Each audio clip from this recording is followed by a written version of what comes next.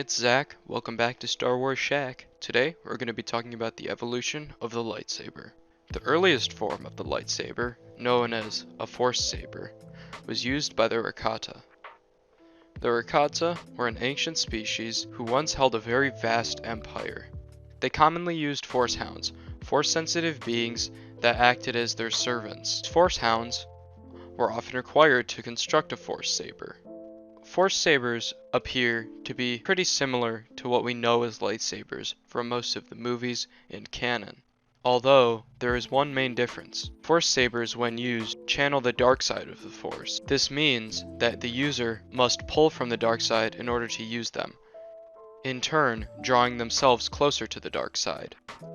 A Force Saber was able to channel the dark side energy by using a black laboratory-grown crystal. After the Force Saber, the earliest functional lightsaber we know of is called the First Blade. The First Blade was constructed by a master of the Jedi Order, a precursor to what we know as the Jedi Order. The master that constructed what we call the First Blade is known simply as the Weapon Master.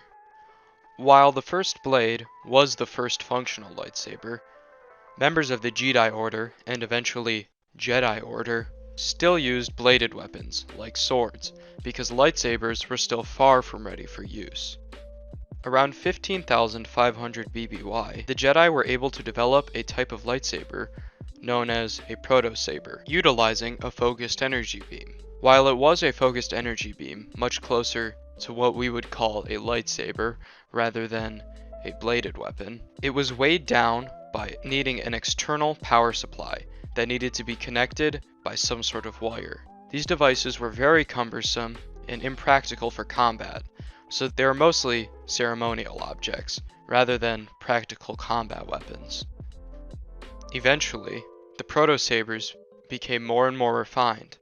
While they still required large power supplies and cables, they were much more stable and much more practical for combat. These more refined proto-sabers saw great use in a period known as the 100-Year Darkness.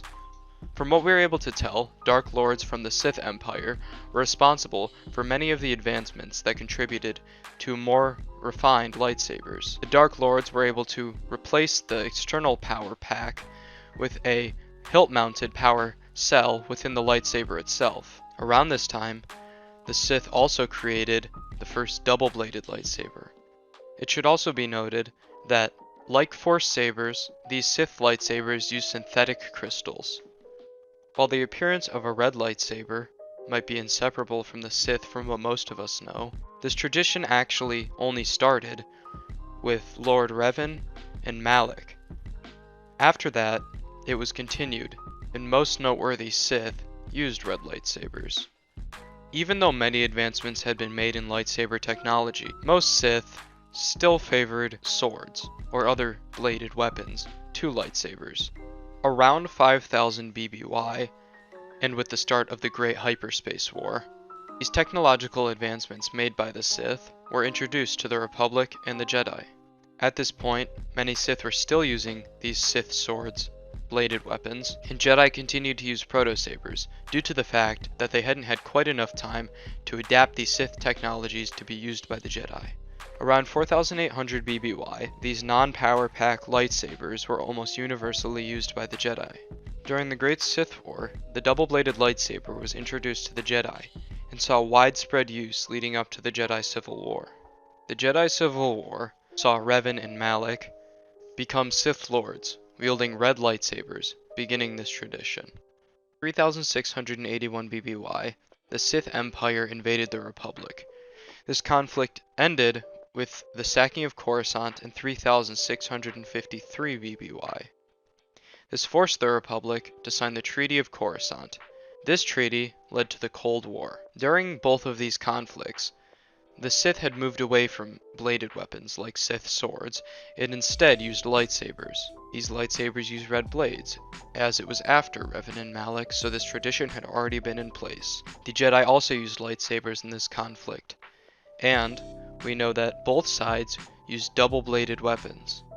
For a long period of time, lightsaber technology remained mostly stagnant, although At some point after the Great Galactic War, and before the Clone Wars, it had become common for Jedi to use natural crystals, such as the ones formed on Ilum, pictured here. When the Rule of Two was instated, Sith apprentices had to create their own lightsabers. Although unlike the Jedi, synthetic crystals were often provided. It is important to note that at some time between the Old Republic and the Galactic Republic, color variation in Jedi lightsabers had changed, whereas in the Old Republic, blue indicated a Jedi Guardian, green indicated a Jedi Consular, and yellow indicated a Jedi Sentinel. During the period of the Galactic Republic, blue and green were the most common, with rare appearances of other colors.